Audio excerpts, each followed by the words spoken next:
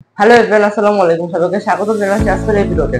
আজকে হচ্ছে আমরা মডিফায়ার অ্যাজ অ্যাপোজিটিভ এই টপিকটা নিয়ে আলোচনা করব। আমাদের মডিফায়ার অ্যাজ অ্যাপোজিটিভ থেকে পরীক্ষায় কেমন ধরনের প্রশ্ন আসে আমরা সেই সম্পর্কে জানবো, এবং আমরা আজকে আরো জানবো অ্যাপোজিটিভ টু অ্যাপোজিটিভের কাজ কি। সো আমরা আগে অ্যাপোজিটিভটা জানি এবং এটার বেসিকটা আমরা আগে জানবো। সো অ্যাপোজিটিভ হচ্ছে নাউন সম্পর্কে বাড়তি তথ্য। এটা কিভাবে দেখেন, mister Rahim the richest businessman invited me to his meeting। এখন এইখানে হচ্ছে আমাদের যে মেইন যে বাক্যটা, সেই বাক্যটা হলো মিস্টার রহিম।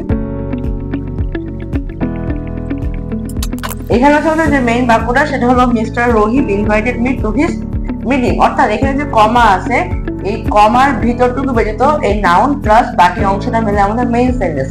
এখন এই মেইন সেন্টেন্সের যে নাউনটা মিস্টার রহিম, আমাদের অবশ্যই নাউন। এই নাউন সম্পর্কে আমরা একটা অতিরিক্ত তথ্য দিচ্ছি এই সেন্টেন্সের বাইরে, যে দ্য রিচেস্ট বিজনেসম্যান। অর্থাৎ এই রহিমই কিন্তু আসলে ধনী ব্যবসায়ী, অর্থাৎ তার সম্পর্কে আমরা অতিরিক্ত তথ্য দিচ্ছি। এই অতিরিক্ত তথ্যটাই হচ্ছে আমাদের, অর্থাৎ দ্য রিচেস্ট বিজনেসম্যান, এটা হচ্ছে আমাদের অ্যাপোজিটিভ। এবং আমরা এই টোটাল সেন্টেন্সটাকে অ্যাপোজিশন করেছি, টোটাল সেন্টেন্সটাকে আমরা অ্যাপোজিশন করে সিম্পল সেন্টেন্সে রূপান্তর করেছি। অর্থাৎ এই যে অ্যাপোজিটিভ, অর্থাৎ আমাদের এই যে অ্যাপোজিশন সেন্টেন্সটা কিন্তু হচ্ছে আমাদের সিম্পল সেন্টেন্স। এখন কথা হলো, আমরা যে বাড়তি তথ্যটা যুক্ত করছি, এই বাড়তি তথ্যটা কিন্তু দুইটা কমার ভিতরে আবদ্ধ রাখতে হবে। অর্থাৎ নাউনের পরে একটা কমা দেবো, অতিরিক্ত তথ্যের পরে আমরা একটা কমা দেবো, এবং এই দুটো কমার ভিতরে আমাদের অতিরিক্ত তথ্যটাকে ইনক্লুড করতে হবে। এখন এই অতিরিক্ত তথ্যটা সেই নাউন সম্পর্কে কিন্তু হতে হবে। এখন সেই নাউনটা ব্যক্তিবাচক, বস্তুবাচক বা যে কোনো কিছু সম্পর্কে হতে পারে, তবে সেটা একমাত্র নাউনই হতে হবে। সেটা একটা বই সম্পর্কে, সেটা একটা স্থান, সেটা একটা ব্যক্তি, সেটা একটা বস্তু, যে কোনো সম্পর্কে অতিরিক্ত তথ্য হতে পারে। তবে এখানে অতিরিক্ত তথ্য যুক্ত করার যে নিয়মটা, সেটা হলো আমরা অতিরিক্ত তথ্য যুক্ত করার সময় কোনো ধরনের বি ভার্ব আমরা ব্যবহার করতে পারবো না, এবং কখনোই আমরা সাবজেক্ট ব্যবহার করতে পারবো না। অর্থাৎ আমাদের মানে এক্সট্রা ইনফরমেশন যুক্ত করার জন্য আমরা এই দুটো কখনোই ইনক্লুড করতে পারবো না। আমি যদি এখানে mister Rahim is the richest businessman, তখন কিন্তু এটা ভুল হইলো, কারণ এটা জাস্ট আমরা অতিরিক্ত একটা তথ্য দিচ্ছি, যেটা একটা ফ্রেজে বা একটা ওয়ার্ডে লিখতে হবে, সেখানে কোনো আমরা বিভার বা সাবজেক্ট ব্যবহার করতে পারবো না। অর্থাৎ আমাদের এখানে দ্য রিচেস্ট বিজনেসম্যান এটাই হচ্ছে সঠিক, এখানে আমরা ইজ বা কোনো সাবজেক্ট ব্যবহার করতে পারবো না। এখন আমরা যেহেতু জানলাম এই সেন্টেন্সটা সিম্পল, তাহলে আমরা এই সেন্টেন্সটাকে আসলে কিভাবে কমপ্লেক্স করবো? আমরা কমপ্লেক্স করবো এমন ভাবে যে এখানে মিস্টার রহিম, আমরা আগে মেইন সেন্টেন্সটা বসাবো। এখন আমরা মেইন বাক্যটা বসালাম, মেইন বাক্যটা বসানোর পরে আমাদের যে অতিরিক্ত তথ্যটা আছে আমরা সেটাও বসাবো। অর্থাৎ আমাদের এখানে দুইটা অংশ আমরা লিখলাম, দুইটা স্টেটমেন্ট। এখন যেহেতু কমপ্লেক্স সেন্টেন্স কি হবে, দুইটা বাক্যকে একটা কনজাংশন যুক্ত করবে। তো যেহেতু এখানে মি, এটি হলো এই বাক্যের অ্যান্টিসিডেন্ট, এবং সেই অ্যান্টিসিডেন্ট অনুযায়ী আমরা এখানে কনজাংশনটি বসাবো। তো যেখানে অ্যান্টিসিডেন্ট মিটা যেহেতু একটি ব্যক্তিবাচক অবজেক্ট বা ব্যক্তিবাচক অ্যান্টিসিডেন্ট, সেখানে আমরা তার পরিবর্তে হু ব্যবহার করব। এখন হু ব্যবহার করলে তো হবে না, আমরা দ্য রিচেস্ট বিজনেসম্যান, এটা কি কোনো বাক্য? এটা কিন্তু কোনো সম্পূর্ণ বাক্য না। অর্থাৎ আমাদের এখানে কোনো সাবজেক্ট বা কোনো একটা বিভার্ব লাগবে। যেহেতু আমরা এই সাবজেক্ট সম্পর্কে তথ্য দিচ্ছি, সেখানে আমরা কোনো সাবজেক্ট বসাবো না, নতুন করে সাবজেক্ট বসাবো না, কিন্তু আমরা এখানে একটা বিভার্ব বসাতে হবে, যে who is the richest businessman. কারণ আমাদের একটা বাক্য সম্পূর্ণ করতে গেলে অবশ্যই বিভার্ব প্রয়োজন। এটাই আমাদের কমপ্লেক্স হয়ে গেল। মানে কমপ্লেক্সটাকে সিম্পল করতে গেলেও একই, যে মিস্টার নাউনটাকে বাদ দিয়ে আমরা এই যে কনজাংশনের পরে যে অংশটা আছে, সেই অংশটাকে আমরা এক্সট্রা ইনফরমেশন হিসেবে যেটা কমান্ডে ইনক্লুড করব। বাকি যে invited me to his meeting, এটা আমরা বাকিটুকু কমান্ড পরে বসাই দিই, তাহলে আমাদের পজিটিভ সিম্পল সেন্টেন্স হয়ে যাবে। পরের যে সেন্টেন্সটা আমরা দেখতে পাচ্ছি, যে Cupid one of the ancient Roman gods was represented as a little wing child. So এখানে দেখেন কুপিড, এটি হচ্ছে একটি নাউন, যে নাউন সম্পর্কে আমাদের অতিরিক্ত তথ্য দিচ্ছে যে one of the ancient Roman gods. এখন এই রোমান গডস অতিরিক্ত তথ্যের আগে এবং পরে কমার ভিতরে ইনক্লুড করা আছে, এবং মেইন যে বাক্যটা সেটা হলো Cupid was represented as a little wing child.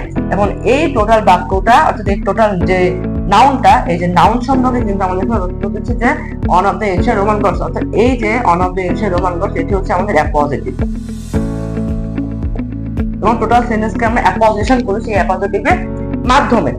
এখানে কিন্তু একটা খুবই সূক্ষ্ম একটি বিষয় আছে, সেই সূক্ষ্ম বিষয়টা হচ্ছে এই অ্যাপোজিটিভ যেটা আছে, এই অ্যাপোজিটিভ কিন্তু আসলে কোনো বাক্য সম্পর্কে তথ্য দেবে না, সেটা শুধুমাত্র তার পূর্বে যে নাউনটা আছে, কুপিড বা যে নাউনে থাকবে না, সেই নাউন সম্পর্কে অতিরিক্ত তথ্য দিবে, আমাদের পরে বাক্য থেকে কখনোই দেখানো যাবে না। আর আমরা সিমিলার ওয়েতে এই বাক্যটিকে আসলে কি করতে পারবো, কমপ্লেক্স করতে পারবো। সেটা কিভাবে? Just look at this board. আমার কমপ্লেক্স ফর্ম এভাবে যে কুপিড, আমাকে মেইন সেন্টেন্সে বসাবো যে Cupid was represented as a little winged child. আমার মেইন বাক্যটা বসালাম, এখন অতিরিক্ত যে অংশটা আছে আমার সেটাও বসিয়ে দিব। One of the ancient Roman gods. এখন Cupid was represented as a little winged child. এখন যেহেতু কমপ্লেক্স করতে গেলে আমাদের কনজাংশন নিয়ে আসতে হবে, যেহেতু এখানে আমাদের চাইল্ড উইং, এ লিটল উইং চাইল্ড, এটি হচ্ছে আমাদের অ্যান্টিসিডেন্ট, এই অ্যান্টিসিডেন্টটা হলো আমাদের ব্যক্তিবাচক, আমরা এখানে হু ব্যবহার করব, হু।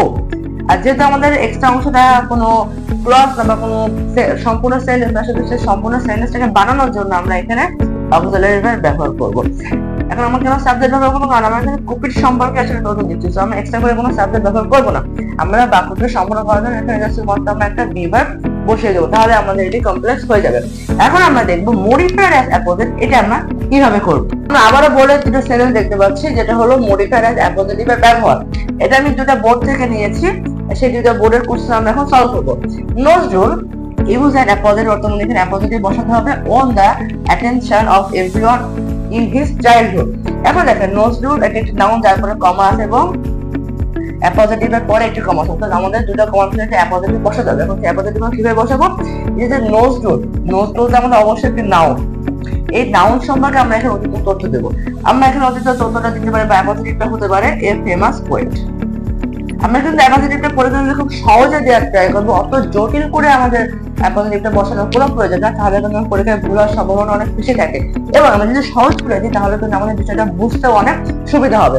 এখন আমাদের যে জিনিসটা মনে রাখতে হবে সেটা হলো এই যে ফেমাস পোয়েট, এই ফেমাস পোয়েটের সাথে যেন আমাদের টোটাল যে বাক্যের যে মিলটা, এই মিলটা যেন না হয়, আমাদের টোটালি একটা এক্সট্রা ইনফরমেশন হবে যেটা নাউন সম্পর্কে, কিন্তু টোটাল বাক্যের সাথে যেন আমাদের না মিলে যায়। সেটা এখানে on the attention of everyone in his childhood এর সাথে কখনোই এই ফেমাস পোয়েটের মিল নাই, তো এটা আমাদের পারফেক্ট আছে। আমরা সেকেন্ড উদাহরণ দেখি, পাকিস্তান অ্যাপোজিটিভ আমাদের এখানে বসাতে হবে, এখানে আমাদের একটা কমা হবে, কমার মাঝে একটা অ্যাপোজিটিভ হবে, can not come out of its military influence. So এখানে দেখেন পাকিস্তান এটা একটি নাউন, অবশ্যই যে একটি স্থান বসাতে হবে, এই স্থান সম্পর্কে আমরা একটু অতিরিক্ত তথ্য দিব। এই তথ্যটা আমাদের এখানে অ্যাপোজিটিভ এবং বসাবো। এখন যদি আমরা বসাতে যাই তাহলে আমরা খুবই ইজিলি বসাতে পারি যে a beautiful country. So a beautiful country আমরা কিন্তু খুব সহজে বসাই ফেললাম, আমরা কিন্তু পাকিস্তান সম্পর্কে অনেক জটিল কোনো তথ্য দেওয়ার কোনো প্রয়োজন নেই। পাকিস্তান সম্পর্কে আমরা যেটা জানি, বিউটিফুল কান্ট্রি, বিগেস্ট, স্মল, যেইটাই ভালো লাগে সেইখানে আপনি এখানে অ্যাপোজিটিভটা বসাই দিবেন, তারপরে এবং পরে অবশ্যই কমা দিবেন। এখন দেখেন can not come out of its military influence, এটার সাথে কিন্তু এই বিউটিফুল কান্ট্রির কোনো সম্পর্ক নাই, তাহলে কিন্তু আমাদের এই অ্যাপোজিটিভটা করা আমাদের সঠিক হয়েছে। আমাদের পরীক্ষায় কিন্তু মডিফাইড অ্যাপোজিটিভ থেকে আমাদের এইভাবে প্রশ্ন আছে, এবং আমরা এই যে খালি ঘরের ভিতরে বা অ্যাপোজিটিভ অংশে আমরা এই ফ্রেজগুলো বসে থাকি। তো আমরা কিন্তু আসলে খুব সহজে শিখে গেলাম মডিফায়ার অ্যাপোজিটিভটা কি, এবং আমরা অ্যাপোজিটিভ পরীক্ষার হলে যদি আসে তাহলে আমরা কিভাবে নির্ণয় করবো। তো আপনার যদি কোনো প্রশ্ন থাকে তাহলে অবশ্যই আমার কমেন্ট বক্সে জানাবেন, এবং আজকের ক্লাসটা আপনাদের কাছে কেমন লেগেছে অবশ্যই কমেন্ট করে জানাবেন। তো সবাই ভালো থাকবেন, সুস্থ থাকবেন, আল্লাহ হাফেজ।